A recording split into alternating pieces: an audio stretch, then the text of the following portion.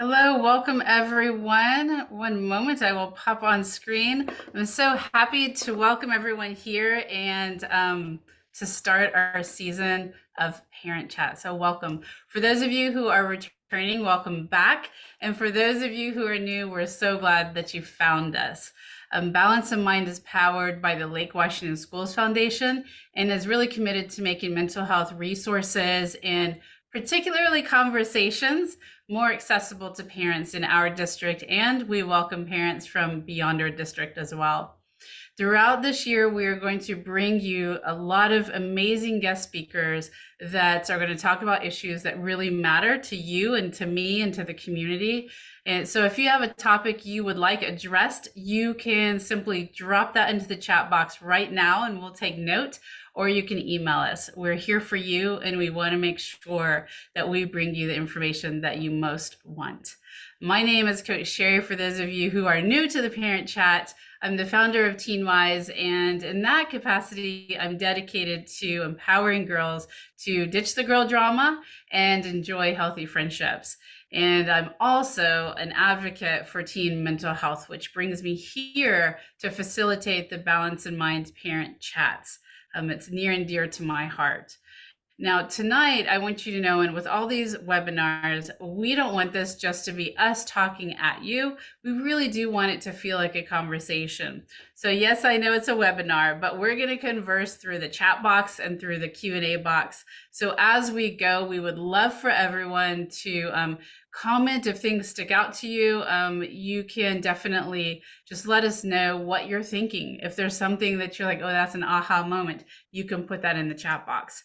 And if you have a question, we highly encourage you to put that in the Q&A box, because that keeps it really neat and tidy for us so that we don't lose those questions. And we will I'll be looking at the questions as we go, but some of them we may have to kind of wait and delay a little bit. But we will try to get to all of them tonight. So tonight, without further ado, I'm very excited to introduce you to Mary Stevens, who has been a guest on our Parent Chat before, but we thought that her information was so powerful, we wanted to bring her back to start out our Parent Chat lineup with her. She's going to help us learn how to instill motivation for our kids, which is an issue. It's always been an issue, but with the pandemic, we've particularly found that this has become an issue for kids to be motivated in school. So with over 30 years of experience in the educational field and licensed as a mental health associate, she has dedicated her career to supporting adolescents and adults through life's challenges. So drawing on her own struggles as a youth, she understands the difficulties of navigating tough situations, and she is equipped to help others, including you, to do the same. So Mary, I welcome you to come on screen and let's get started. Hello, everybody. Thank you for the introduction. It's always a little awkward having somebody introduce you.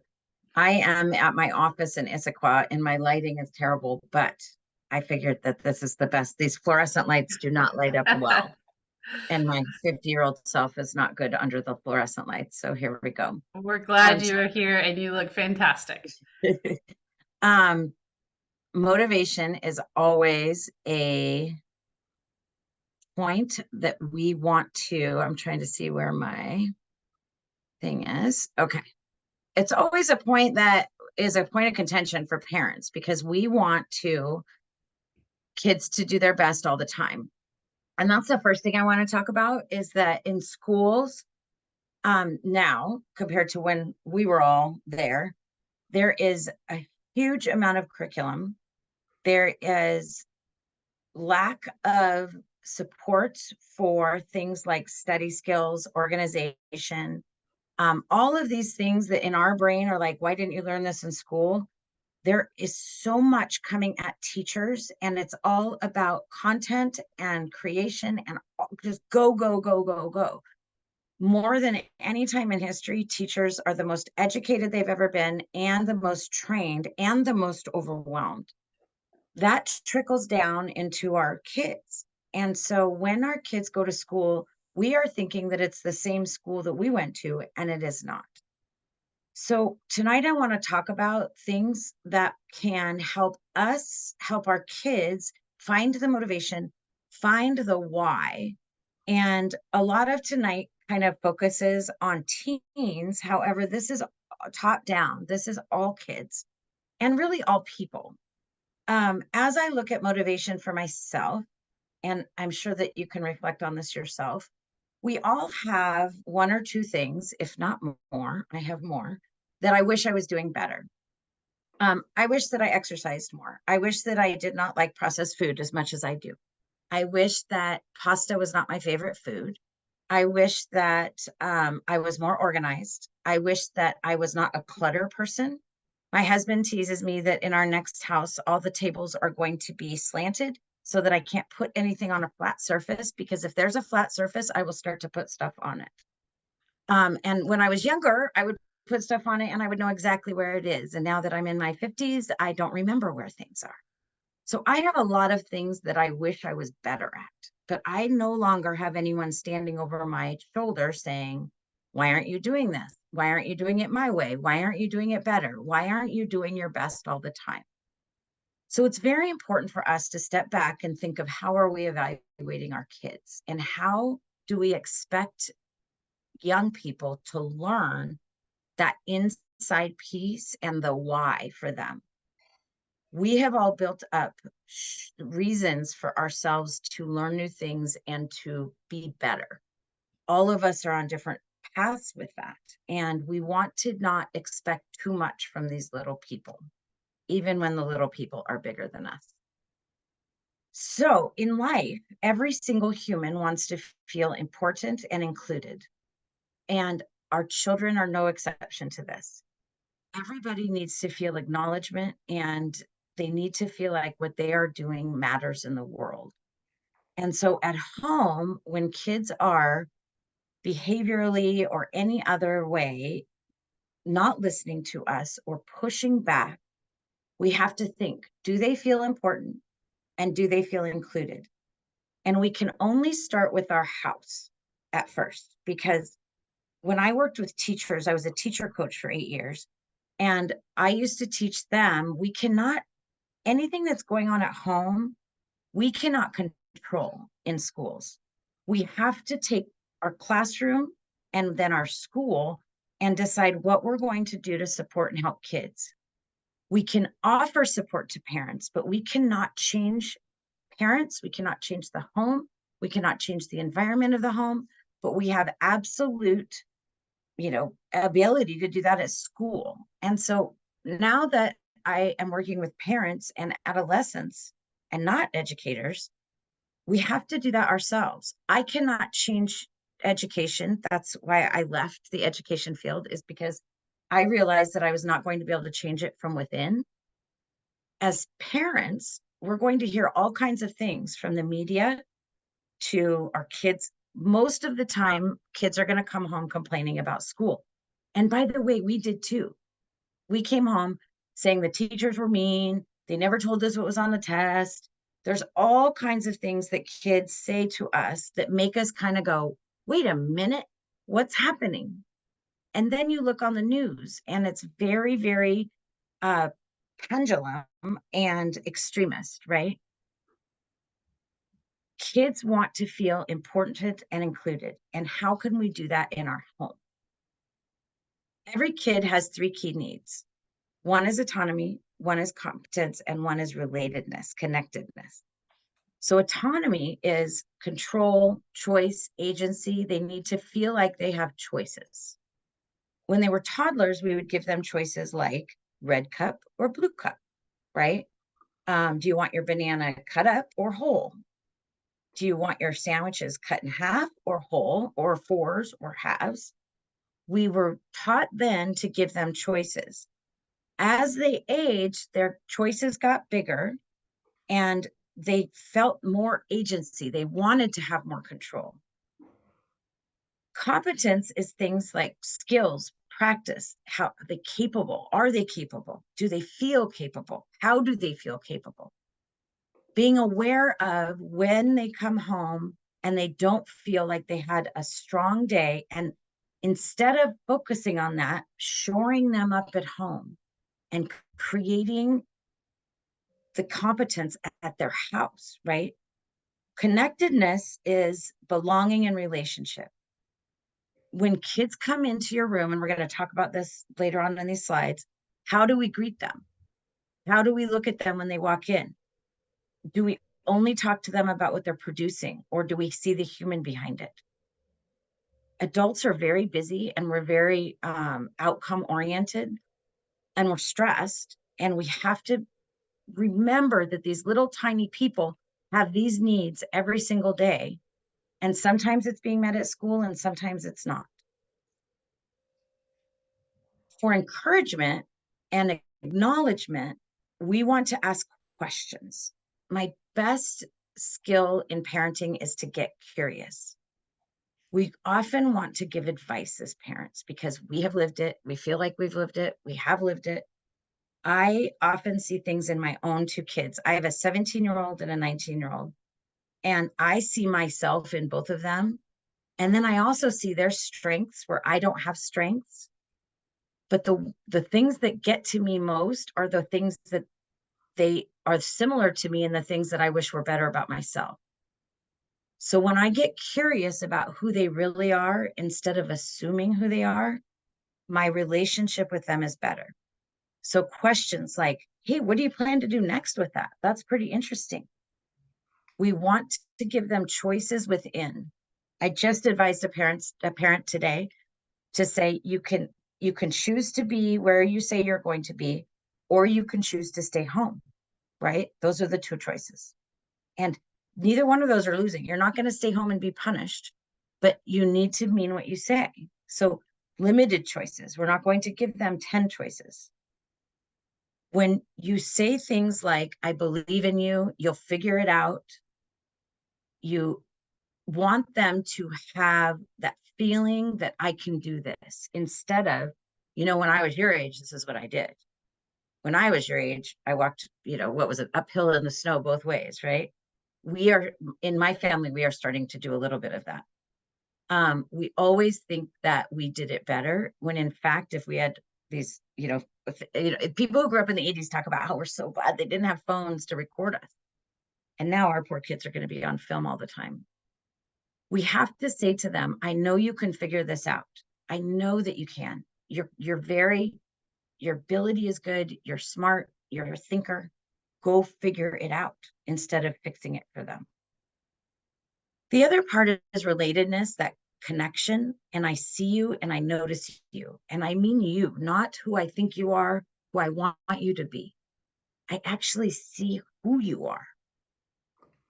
These two slides, and I think Sherry's going to put these on the website, but these two slides are the framework of what every human needs. And if I gave a presentation to Microsoft or Amazon or Google, these are the same slides. To be a good boss, we have to be encouraging. We have to understand what the human need to feel important and included is. This is an example of things you can say. And as teachers from way back, we learned all kinds of different ways not to say things like, I like that, or I'm proud of you. We want to give it to the child, to the teen, to the people. Ask questions, ask what they're going to do next, and I often say things like, I'm noticing this. How do people your age deal with that? And I act kind of dumb. And actually, I don't usually know what people their age are going to do. They've got TikTok and Google and all the things. I had a 19-year-old today I see college kids on Zoom, and I had a 19-year-old today show me his canvas. So we were looking at it. And on the top line, I saw Chat GPT. And I was like, oh my gosh, I see Chat GPT. Tell me how to do that. So we did it. And then he said, but here's what you have to know. And he showed me this hack that's a different website that you have to pay for, that then puts the same thing in and de-AIs it so that it sounds more like you, which is hysterical. And now I know something new.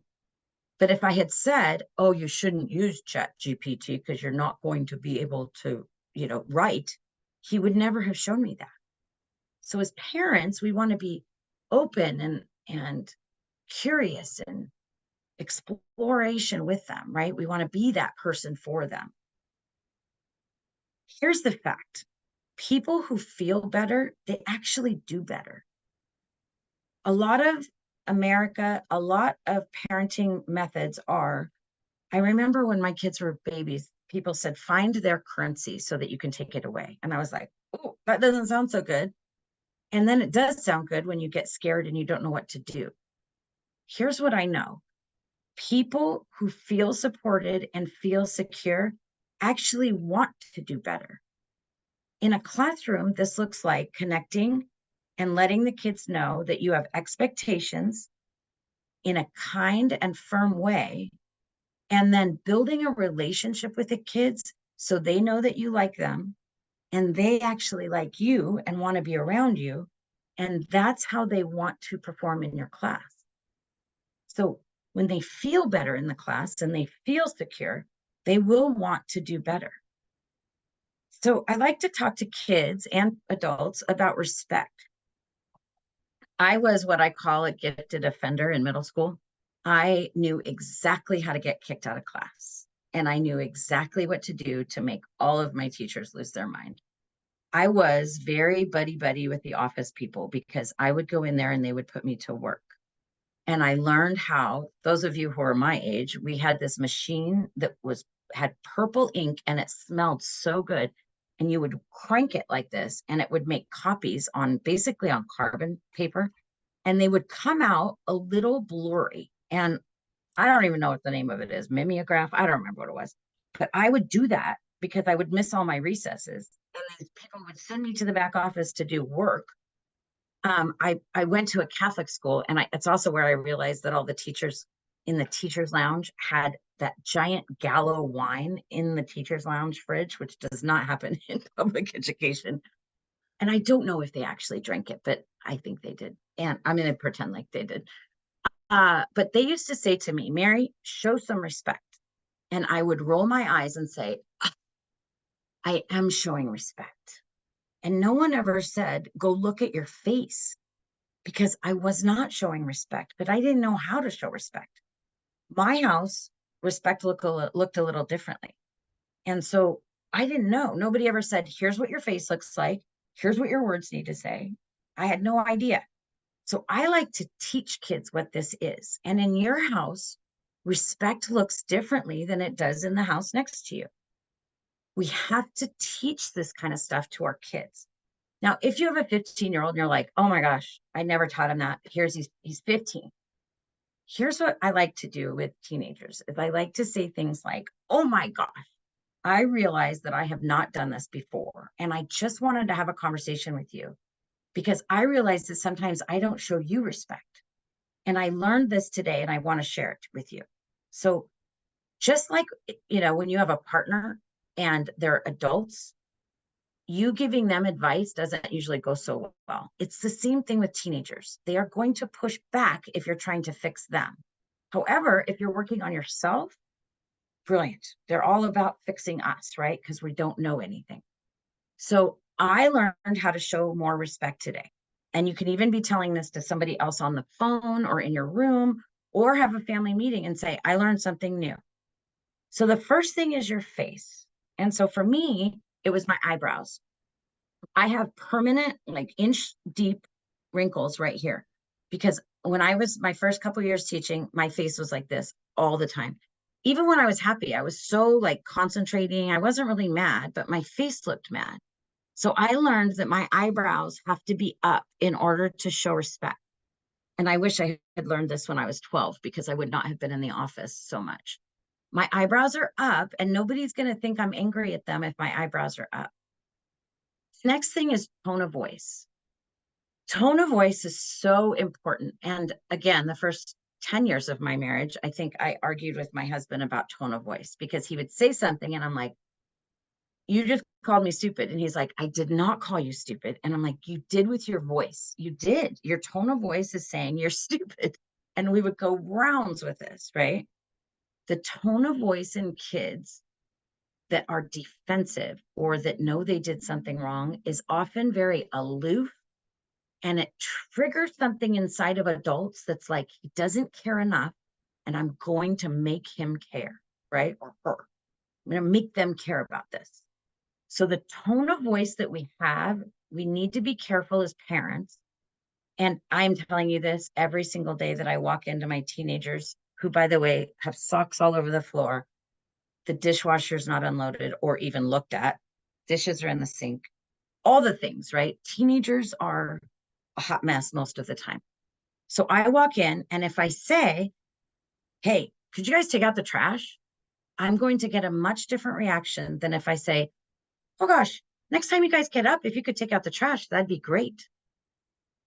Totally different. I'm not begging them still, but my face and my tone are not, I don't get tight about it. Even though inside I'm like, are you kidding me? I've been working all day and you've been sitting here. Face and tone are huge. The last thing are words. And when I teach this to kids, I talk about the fact that I could walk into any room and go, yeah, I'm really excited to see you guys. I really like you a lot. And they go, yeah, that's not believable. But if I walk in and say, oh my gosh, I really don't want to be here tonight, and we're not going to have a good time, people would be a little confused because my face and my tone are up, right? And this is why when you travel to other countries, I always have taught my kid, watch what their face and tone are doing, because we might not know their language, but if they're frowning and grumpy, then we're doing something wrong, and you freeze and stop doing what you're doing. If they're happy and just talking, you just kind of smile and keep doing what you're doing. It's okay. That has nothing to do with the words. It's face and tone, right? We want to practice this with our kids. We also want to have a way to say, whoa, I want to try that again. And almost every day, I end up saying something, especially to my 19-year-old who was home from college. I say something that's just irritated and I have to repair it, right? I have to go, well, let me try that again. And I try it again. I'm teaching him how to be imperfect and how to fix myself so that he can learn that. Okay, here's some funny examples of face. These are the positive faces, right? This is the, and boy, are kids sensitive to these faces. I read some statistic, which makes me laugh. I always wonder how they get all these statistics, but adolescents have about, they misinterpret our face like 75% of their lives. And so I remember when my kids were a little smaller, I would walk downstairs and my older son, who's very sensitive, would say, why are you mad? And I was like, I'm not mad. I'm just doing dishes or something. But I had this grumpy face. And so I had to learn that when I was around my kids, I needed my eyebrows up because they would think I was mad at them. I don't want that. And boy, my dad had a look. Every time I looked at him and I was saying something that he didn't like, I knew immediately. And I can still picture it in my head. I was like, oh, jeez, here we go. He doesn't like what I'm saying. Okay, I love this. It's not what you said, it's how you said it. And truly, I still say that to my husband because he does. He says it with that little at the end of it. Okay. Sherry, are there any questions that I should pause for? We have a couple. I think they'll probably be fit in later. Okay. I'll tell you what they are, and you can decide. One is, how do I motivate my kid when I only see her for a weekend every 2 weeks? Oh, yeah, I got that. So, Okay. yeah. Yep. And then the other question, this one I think we'll all relate to. Some teenagers have selective listening. They don't basically ignore anything parents say if they can. Um, Yep. with headphones, etc., this makes it easier. How do we parents get through this? Love that. Boy, is that not every single kid, those earbuds. Yeah, Okay. So, yes, I will get to both of those questions. I wrote them down and I will come back because yes, yes, excellent. yes. Alrighty. So when we think of, and this kind of leads to the headphone thing too, or AirPods, buds, whatever people call them. When we think of what we expect from kids, we really want to make sure that we're on the right path. And so what happens is, I remember one time I went and visited a kindergarten classroom, and these were these teeny, I always taught upper elementary or middle school, and then I was a school counselor in high school. And kindergartners to me are like little tiny kittens and they're adorable. I could never teach them because they're so cute and crazy. But I went to this kindergarten classroom and they were sitting in this circle and they were passing some science thing around. They were absolutely adorable. And at the end, and it was obvious this teacher had done so much work in teaching the routine, teaching all the things. So afterwards, the kids went to recess, and I said to her, I'm like, this was so impressive. These kids obviously knew exactly what to do. You must have put a lot of work into teaching this routine. And she said, oh my gosh, they were supposed to blah, blah, blah, blah, blah. Like she just was so, her expectations were through the roof for these teeny tiny 5-year-olds. What happens to us with our own children is the same thing that was happening to her by February. She thought they were like 15 years old because she knew them so well. In our own house, we get to know our kids very well. Oftentimes, we project expectations on them because we think that they should know them because we have said it 5,000 times, right? What I'm learning, and I learned the hard way with my own children, but also in school, is it doesn't matter how many times we tell them things, their brain is developing. And it is a very, I call it a squishy brain because their frontal lobe is growing and learning at the speed of light in adolescence. The only other time that it grows as much as it does in adolescence, which by the way is like 10 to age 25, it's a giant amount of time, is when they're toddlers. Remember when they were like 1 to 2 and they would do something and you're like, oh my gosh, they just started speaking full sentences overnight. It's crazy. That is a huge time of growth. And then they're cute, so it's easy. Teenagehood is the same. Their brain is completely remodeling and it is squishy and making all kinds. Add on to that that their hormones are all over the place. Most of the time, if we say to a teenager, what are you doing? They're like, if they were honest, they'd be like, I have no idea what I'm doing. So this is a book that I've had different copies of it all the way through my career. And it has saved me with my own children. The copy that I have actually has a yardstick on it, and it is weathered. It is threadbare. It is missing pages. But every time I started to get frustrated with my kids, I would go to the 6-year-old part and I would go, oh, thank goodness this is normal. Because when you only have one 6-year-old in your house, you're not sure what's normal. And if you go on Facebook or Instagram, it looks like everybody else has this figured out. And I don't know about your group of friends, but a lot of my friends, I would say, oh my gosh, I'll never forget the first time I said my 5-year-old or 6-year-old, I can't remember, said, I hate you. And they were like, oh, my kid would never say that. And I thought, oh, I have a demon child.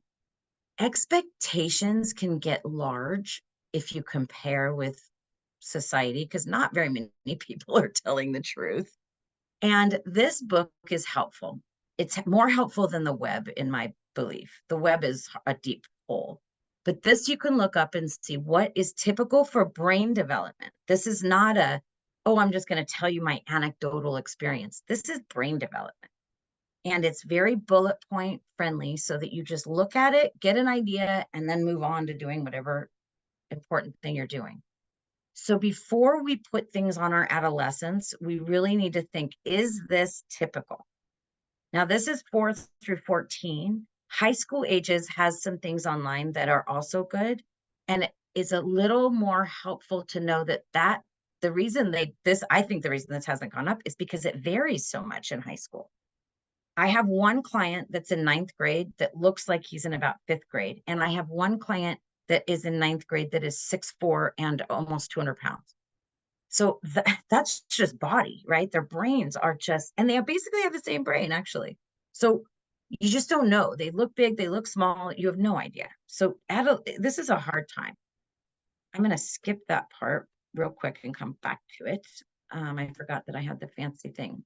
Okay. So when we think about how to connect with our kids, I want you to think about values that you want your kids to walk out of when they're 18 years old and they're walking away from you, either your house, in a school, in a job. I had one adolescent go to live with her aunt in North Carolina at 18, and she is working. Super interesting. She's working in this craft thing with her aunt that's nationwide, and Hollywood buys costumes from them, all these things. So when she walks out to go do this amazing artistic thing, what values do you want them to have? Respect, integrity, effort, hard work, right? All of these things. I want them to know that they need to not give up on things.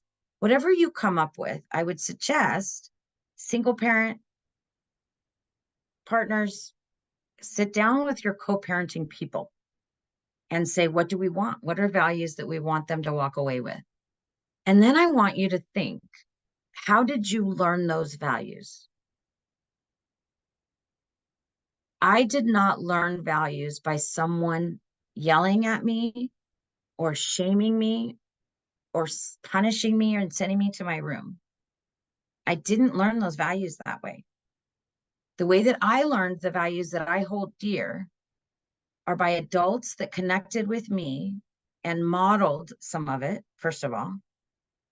I learned by having a mom who unconditionally supported me, not perfectly, right? Like all of us are not perfect, but I knew she had my back all the time. I learned them by seeing role models in my life, either, sports role models, Hollywood role models, and learning what they did to get where they want to go.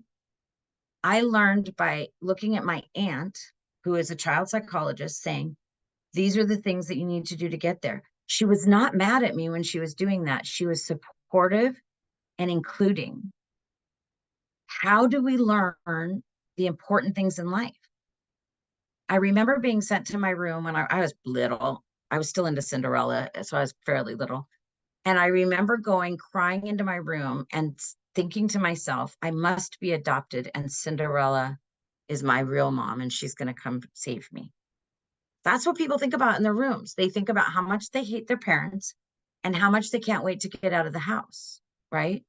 When they're at school, they go into detention and think about how much they hate school. None of that is, I'm going to do better and I know I can do it. So we have to think about, in a workplace, how do people get motivated? Well, at work, you get paid. So, and I know adults are like, yeah, but that's just a job. Well, yes, but kids don't get paid to go to school, nor do we want to pay them, by the way. We do not want to pay kids for things that are good for them anyway, if that makes sense. I don't want to do that. I want to only pay kids when it's something that I want them to do for me, like an allowance, something like that. When you have a relationship with your kid and you guide them and nurture them like training wheels and like the bumpers on a bowling alley, they want to be with you, and then they learn from you. It's the same thing with teachers that you cared about, right? We all know the teachers that we really liked. I worked the hardest for the people that I liked. Bosses. My principals that I worked the hardest for were the ones that connected with me as a human, not about my teaching. They asked about my kids. They asked about me. They cared about me. They saw me for more than my output. John Gottman has a thing that is a marriage thing that I really believe in putting into homes with kids as well. It's called the magic ratio. And in the John Gottman world, he calls it 5-to-1. He says 5 positive interactions to 1 correction. And with partners, that is such a good idea. And in my world, almost incompletely possible. This is a giant ratio for me to do with my husband. However, with kids, I think if I can get 3 positives before I tell them to take out the trash or I tell them to pick up their socks, I am winning. Even 2. If I can just come home and be with these kids and enjoy them for a heartbeat, when I ask them to do something, it will go better. So when we make eye contact with our kid, that's huge. And I know that sounds silly. I remember when I was like 28 and I thought I knew everything. And I heard a study that said This new study says that every parent should spend 20 minutes of FaceTime with their kids per day. And I remember thinking, first of all, why did we need a study for that? And second of all, who doesn't see their kids for 20 minutes a day? And then I had kids and I was like, oh, right. It's hard. Sports, whatever's going on, work, whatever's going on. It's crazy, right? So they come home, you make dinner, you got to do homework, you got to do bath time, da, da, da, da, da. It gets very busy. How often do we just sit there and talk to our kids or just be with them without a to-do list? Making eye contact with our kids is very important.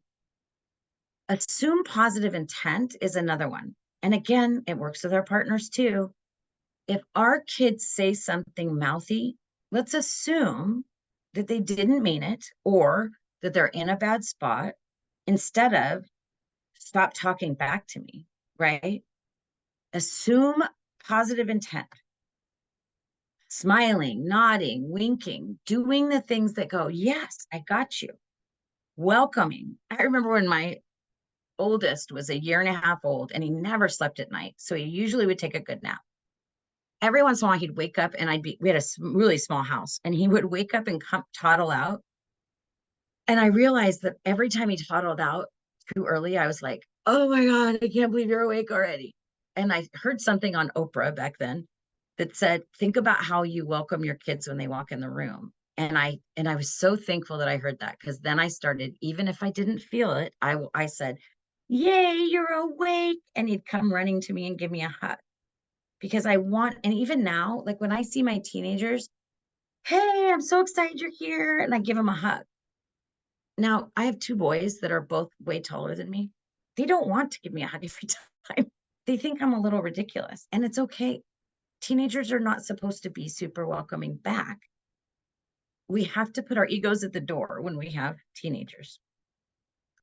Provide positive feedback. I always want to be thinking, what are they doing correctly?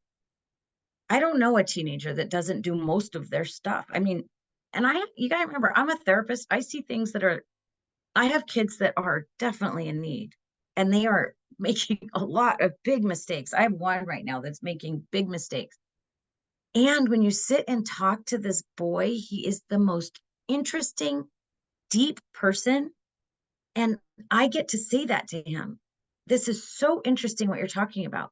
I want to help you find things like ways to do that that's not illegal, right? That's not going to get you in trouble. But wow, this is what this means. You have got all this some interesting ideas. Let's provide the positive feedback so that they can build. Maintain an attitude of respect and support, even when correcting. We often think because they're messing up that we get to be disrespectful, and we have to check ourselves. We have to, because we are modeling for them what grown-ups do, and we are also modeling for them what they can expect somebody that they say they love the most in the world to do, right? That's all part of us. I realize as I'm talking that so much of this is about us, and that is exactly the message. We often think that motivation comes from a carrot or a stick, right? Like, how can I bribe you or how can I punish you? And the loudest message that I can say tonight is if something is going wrong with your teens or your kids, instead of dealing with what's going wrong, focus on what's going right. And every once in a while, it's okay to say to your teenager, I'm noticing that this is a pattern for the last week. And I'm not going to dive too deep into the thing because they don't want to hear us harp on the problem, right? I'm noticing that when I ask you to do something, you don't do it. All that says to me is that you need more time with me. When would Thursday or Friday be better for going out to dinner with me? I think we need to have coffee once a week together. Would Friday morning work best or Saturday morning? We must spend time with our kids without talking about a problem in order for them to feel connected to us, to want to do better. That is the key to motivating kids. Research indicates that you can improve behavior by 80% just by pointing out what they're doing right.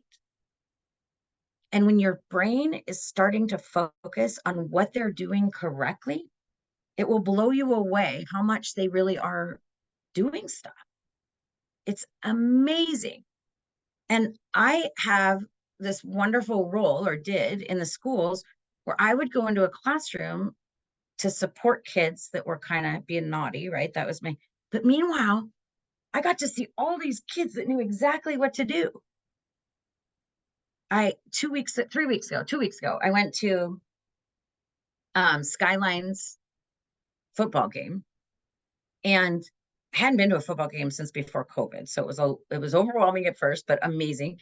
Then I sold concessions there the whole like second quarter on to the end of the game. It was so busy, by the way. Good Lord. You want to work out? Go do that. I was taking orders constantly. Like I was on the front lines the whole time. Every kid came and ordered stuff at the speed of light, like both sides, all kids, all parents. By the end of the fourth quarter, I was like, oh, you know, it's funny because if you watch the news, all the youth of America sucks and they're disrespectful and they're mean and they're don't have manners and they all these things, right? I mean, you watch the news. By the way, I don't watch the news anymore, but when you watch the news, it depresses you, right? You kind of think, well, gosh, the youth of today. Here's what I'll tell you. I sat there and I was so impressed by the kids from Eastlake and from the kids from Skyline because they were respectful, they were kind, they said thank you. If they didn't have cash, they had a card. And you know what they said? Hey, do you guys take cards? With this nice tone of voice. And we did, and they were like, oh my gosh, I'm so glad. Like they were so unbelievably kind. And that is where our kids are. But if we focus on the fact that then they go be yahoos in the stands, right? And we focus on that, we focus on all the things they're doing wrong. Just like me, when I was a teenager, I'm like, screw that. I'm not going to do it. Sorry. I'm not going to do it. I'm not going to do what you want me to do because you think I'm not going to do it. I have teenagers every single week in my office that say this to me, which I love. They say, here's the thing. I was going to do that, but then my mom told me to do it. And so then I didn't do it. And every time a kid says that, I'm like, is that true? Is that true? Do you really do that? And they're like, yes. If she reminds me and I'm like, well, what about when you don't do it? Because this is my life, right? They're not doing the thing. So I ask them as a mom, not as a therapist, how can I get them to do the things that they don't do that I want them to do? And they said, any other way than just telling them. Write them a post-it note, text them, have a expectation that it's done by this time, and then just believe that I'll do it. I had one mom text her daughter 2 hours before the deadline or whatever and say, I can't wait to see the trash bins on the curb. Like just little hints. That is better than, that's what the teens are telling me. It's better than that direct, because what it implies is they're not going to get it done. And then they're like, bite me, I'm not going to get it done, right? Put yourself in the teenage world again of like, they're supposed to kind of push back and rebel. Look for what they're doing correctly. Here's what we can't control. We can't control this in kids. We can control it in ourselves. But I'm going to say stuff to my kids that they get mad about. And here's the skill that I'm going to teach you tonight that changed my life. I often say to my youngest one, especially, what is the deal with secondborns? Secondborns, I'm convinced, look at the fact that we didn't kill or maim the firstborn. So then they're like, well, I'm going to push it because they're not going to kill me or maim me. So I got a lot of room here.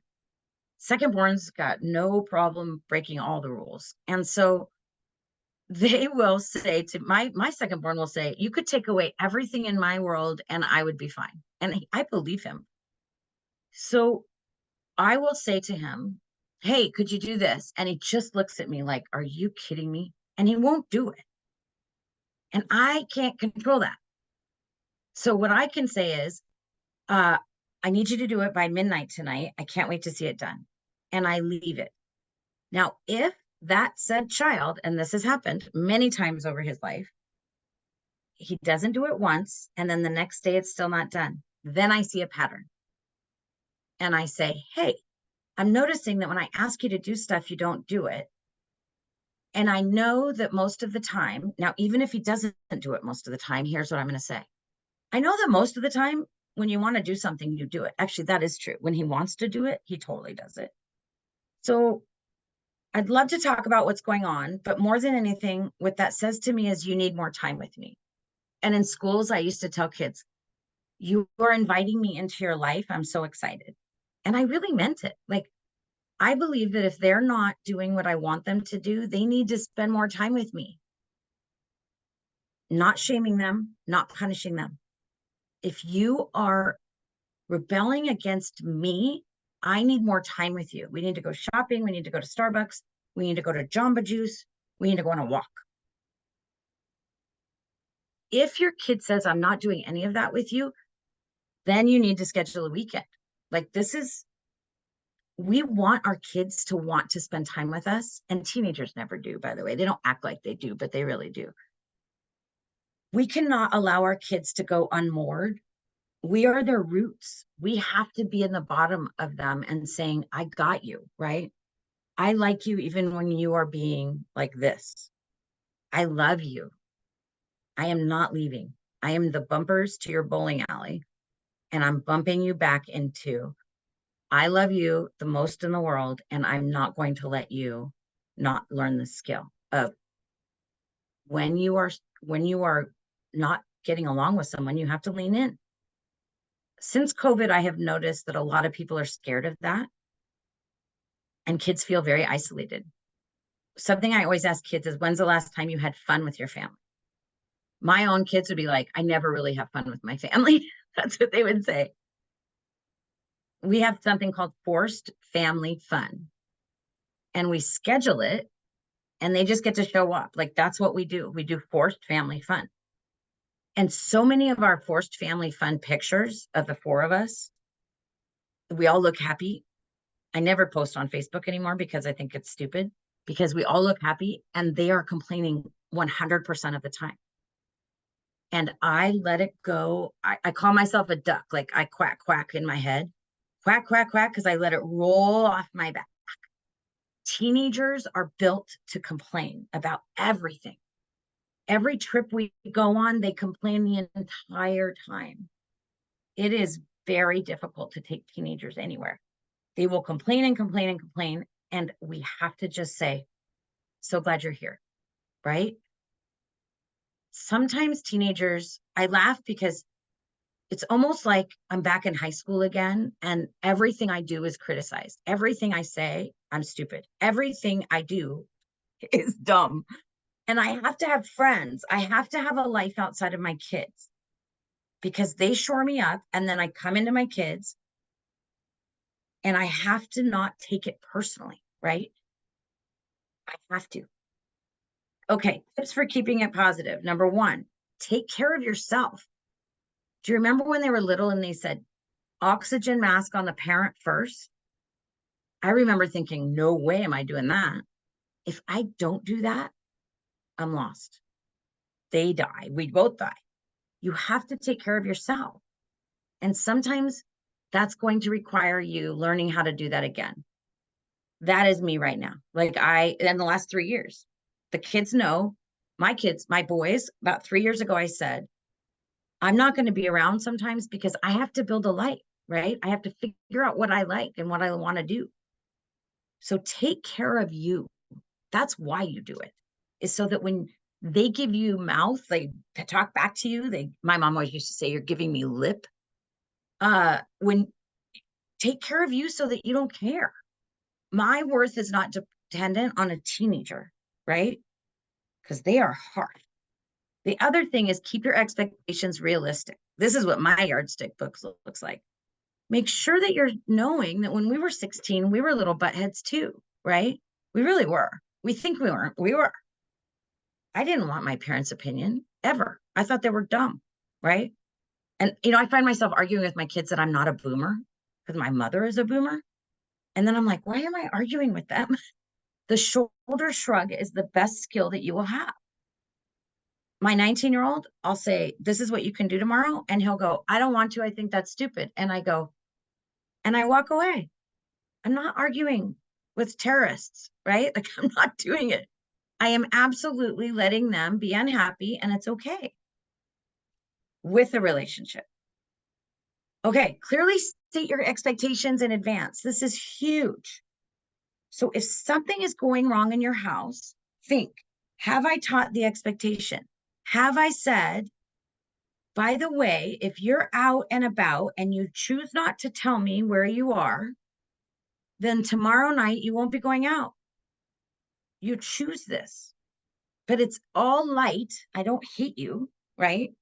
I'm not punishing you, but you set it up ahead of time instead of saying, now that you do that, you can't do this. Set it up. And all you have to do is like go, oh, something's going wrong. How can I come to a solution with this? And if they're 15 and above, I would sit down with them and say, I'm noticing this is happening. It sits funny with me. I always used to tell my oldest one, this is the first time I've ever had a 16-year-old. I'm trying to figure it out. What do you think we should do? I want to know where you're at. Obsessively so, sometimes I admit.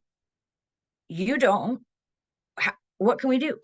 And we come up with solutions together because we have a strong relationship, because we've spent time together that's forced but fun, right? Communicate effectively. All of us have our own issues with communication. I do it. I, avoid things that are hard. I don't want to argue. Loudness makes me intimidated, all the things. I've had to do my own work on myself so that I can communicate effectively with my teenager. The other part is notice what they're doing correctly. Look around and notice. I put these tiny little pictures on here because nobody would look at that little monkey and think, oh my gosh, you're a menace. But when they get to be teenagers, we think, ew, you are a menace, right? You're not cute anymore. And you're disrespectful, you're this, you're that. That little panther, super cute. I have toddler books that I put together for my kids. And when I'm about to lose my mind with them, I go get them out and I make them sit down and look at the book with me because I can tell them how cute they were then. And I remember how cute they are still. It helps me get my mindset back. When they were younger and they would argue, we had these things called brother books, and they were pictures of the two of them together, little. And I would make them sit down with me and look at that. I'd go, oh, must be time for a brother book. And they'd be like, no, not the brother book. Put our brains into a positive state so that then we can deal with each other. Okay. I'm going to go back to the main slide, which is motivation. We have got to remember motivation is about all of these things. And this is what school focuses on, by the way. It's performance, it's outcome.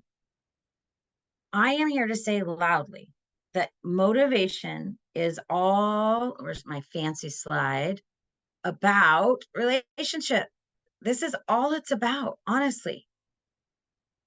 When you have a positive relationship with your kid and they know that you are respectful about it, you're curious about them, you want to know about them. We move from managers when they're little into consultants, right? When you are in a business and something's going wrong, you hire an outside person that's a consultant. The consultant comes in to tell you news that you don't want to hear. They pick out what you're doing wrong. They want you to fix it. It's critical information, right? It has to be. That's what you need. Consultants, if they do it negatively and shaming, you get defensive and say, you don't know what you're talking about, and they step out. As a parent, you want to lean in gently, kindly, guide, be interested, ask questions. Build a relationship with your teens so that they want to be with you. And that's how you get influence, so that they come to you and say, I don't know what to do. I just made this big mistake. That's where you want to be. It's about the relationship with your kid. Okay. I will stop there, Sherry, and we can do questions. Okay, I did get Wonderful. that question about the two when I only see them every other weekend. Yes, we'll start with that one. It's a good one. It's a great one. And I have probably 5 families right now in my practice that have divorced families. And most of the time, the divorced families are very different, right? There's reasons you get divorced and choose other things. So there's that. And they don't always have great communication because they don't want to, right? It's hard. One thing is to make sure that at least with some expectations, you can have some commonalities between the two homes. Ask the kids what's going on that we can make. How can we make my house this way, even though the other house might be other ways? And work hard at eyebrows and not judging the other house, right? I have certain beliefs and expectations, and your dad has other ones. And by the way, this happens in intact families too, by the way. My house for sure. I mean, I'll never forget when my 6-year-old came in with a giant thing of Coke. I was like, oh, and we're here now. Like, that's not what mom would do. So ask the kids. Like, so here's the thing, you have 2 homes. What's hard about it? What do you need support with? Right? Here's what we want in our house. Here's what they want in their house. Fine. But this is what we're going to do in our house. How can we bridge it for you? If you really listen to the kids, what they'll tell you, say, but I have to be safe to say it. They have to be able to say, when I'm at your house, you're so nitpicky about everything. And it makes me paranoid that I'm going to forget to do something and get in trouble. I am literally a mom who kids said that to me. I would go up to the cabin and my husband would already be there with the kids for a couple of days. I would go up and my son said, I don't like it when you show up. And I was like, what? He was like 10. And he goes, when dad's here, everything's relaxed. And then we clean up everything before we leave, but it's relaxed while we're there. You show up and you want us to pick up the chips thing, pick up the glass, put the stuff away. It's just constant. I'll be honest, I felt like I got punched in the stomach when he said that, but I listened. And the next time we went up, I said, okay, I'm going to try to relax. It was about me. It wasn't about them. They always pick up at the end. He's like, we always do it. We just got to just, I mean, he didn't say this, but like, get off us, right? Like, I kind of was powering it. So ask your kids, how can we make this better for you? I would have loved to have been asked that when my parents got divorced when I was 15. How can we make this better for you? Isn't that a good question? That's Ask the good. kids. They're the experts. Selective listening is a thing. Oh boy, is that a thing. Again, husbands too. Here's the thing. We often think that because we want to say it, they better darn well be ready to listen, right? Like, but I need it now. And my kids, luckily, and they'll say, well, I was raised by a counselor. They know to give me feedback, sometimes too much. But they'll say to me, you act like I have nothing going on in my life. And whenever it's your priority, it has to be my priority. And I mean, it was probably a couple times of them saying that I was like, well, if you would have done it before, I wouldn't be saying it now, right? Like I would frustrated. And then I realized that that's exactly what I was doing. Take out the trash right now, even if they're in the middle of something. And even if the middle of something was TikTok, it's still important to them, right? And I'm judging that. I don't want them sitting there on their phone. It makes me mad, all the things. So here's what you can say. Hey, I need to talk to you tonight. When would be a good time? Or I see that you're busy. I'm going to be back in 5 minutes and we need to talk about stuff that needs to get done tonight. Give them a warning. Let them know that you respect them as the human they are. We need to stop judging what they're doing because our generation is very good at saying, yeah, but the phone, all the tech stuff, we sound like dinosaurs sometimes. Even like the chat GPT thing, we're so judgy about everything, right? You have to stop the judgment so that they lean into us. Or you could say, hey, I notice sometimes when I ask you to do stuff, you don't hear me, even though you should be hearing me. We have a thing in our house that they came up with that if they have earbuds in the house or in the car, they only have one in so that we can still hear humans. And they came up with that. I didn't. I just said, here's the thing. I don't want to have to hit you to get you to listen to me. Right. And I just said, I don't know what to do. And so they came up with that. So ask them, partner with your kids, just like a consultant in a business, partner. We have to learn how to say the hard things respectfully. We have to learn, we want to walk away from them saying, oh, I want to hire that consultant, right? When they're 25, I want them to go, I choose that person to be with me, instead of looking at the phone and going, oh, it's my mom, right? Right. I tease teenagers that I'm teaching people how to talk about the hard things, because in America, we just complain about holidays with our parents instead of learning how to talk about things, because nobody wants to talk about it. We have to talk to our kids. Okay, Mary, we are running out of time. So let me ask you one last question here. Okay. Actually, I should say we're out of time. We're a little bit over 8. Mm-hmm. When you say support unconditionally, what if they're doing something wrong? Obviously, you cannot be supportive in those situations. How would you answer that? Okay, so if they're doing something wrong, what do you do? How do you still be supportive? Yeah. So it depends on what it is. If they are, um, okay, so extreme example is they're bullying somebody at school and they think it's fine, right? Again, what I know is they need more time with me. They need to learn from me. They don't need to be punished and isolated. No one learns skills alone. When I learned how to ski, I didn't go to a mountain by myself for hours and hours. I went and got a ski coach, right? So we have to partner up with kids and say, oh gosh, I just realized that maybe you don't know how to do this. So I'm going to teach you. That's one thing, gently. So if they're doing something wrong, like pulling the dog's fur, even when they're little, like anything that's like really you need to stop the behavior. And in schools, this happens all the time. I like to bring my eyebrows up and go, whoa, what's happening? Like ask a question, right? What's happening? And they'll go, oh, well, I thought that I could do this and this and this. And you're like, oh, I see. Okay. So here's what I meant, right? Here's what's supposed to happen. Like get kind of instead of mad, right? So gently stop the behavior and show and tell a different way. When my kids were little, they decided that throwing balls in the house was fantastic. So instead of saying no balls in the house, I have boys, I have 2 boys, there's balls in the house. I made the hallway closet. I put those gym mats kind of from Costco around the inside. And when they would throw something, I'd go, oh, let's go to the closet. And we'd run to the closet and they'd throw it in there. Give them the right place to do the wrong thing, right? Gently re-guide, gently distract. We forget. I always told toddlers, we'd say, use your words, right? Oh my gosh, if I could tell you how many times I tell my teenagers to use their words, use your words. Just tell me.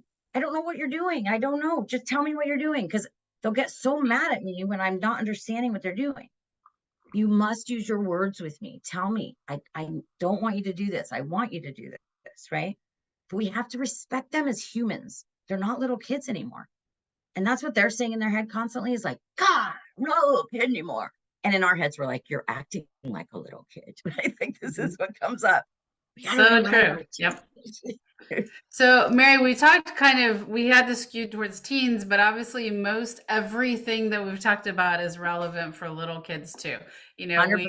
they may not be teens yet, but all of this is we want them to feel that autonomy, the connectedness, and we want them to feel good about the choices they're making and redirect them in the choices that are not so great. So, Yes. And lots of real great quick, information. Yep. in the chat, I just want to address this. How can we make kids feel happy when they are coming home, or make Mm, home a happy place? First of all, ask them that. How can we make home yeah. better for you? But also remember, we can't make them feel anything. Just like when they were toddlers, we can't make them sleep, we can't make them eat. I don't make them feel anything. What I want to do is create an environment that's welcoming and supportive and non-judgmental. That's the number one thing that kids talk about, is how mom and dad just judge everything, right? They get this face and they're like, oh, you shouldn't do that, or you should do this, or you shouldn't do that, or can't believe they're doing that. I mean, they hear everything, right? We want them to feel like they get to make mistakes and be a kid without that. So we're not making them feel anything. We are creating an environment where they feel like they have a say in what's happening. I realized when my kids were about 12 or 13 that I was making them do things that I hated: pick up dog poop, take out the trash, unload the dishwasher, all the yucky things, right? So we started writing down like 15 things that I had to do every day. And then people got to pick what they wanted to do. And then we rotated every month, or I think it was every week. but we rotated it so that no one had to do the yucky stuff all the time. Ask them, like, contribution is important. How can we do this together? Right? That's going to make them happy. It's not, it's not us. We don't build their self-esteem. They build their self-esteem. Yeah, I think it instead of thinking of it, how do we make them feel happy? How do we make them feel supported and that they belong and that they're Yeah, important? I think those are loved. all key. Yeah. Excellent. Well, thank you so much for your time tonight. We've learned a lot from you.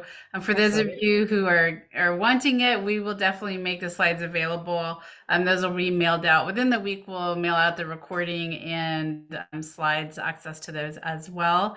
And we will put the slide after we say our goodbyes. There will be a slide with how to get in touch with Mary in case you have follow-up questions or want to know about her practice and her counseling and such. So, but thank you. Thank you so much for the information, for being supportive of our community. And everyone, Absolutely. have a fantastic evening, a fantastic week, and we'll see you at the next parent chats. There's one coming up that's on if your kid has anxiety, especially having to do with school, how to deal with that. And then the next one is, I believe, the one that's on breath work, and it's about how to bring that practice into your home to help deal with stress and anxiety and just mental health in general. So don't miss out on those. You'll be getting reminders for those. Right. Good night, everyone. And I hope you have a fantastic week.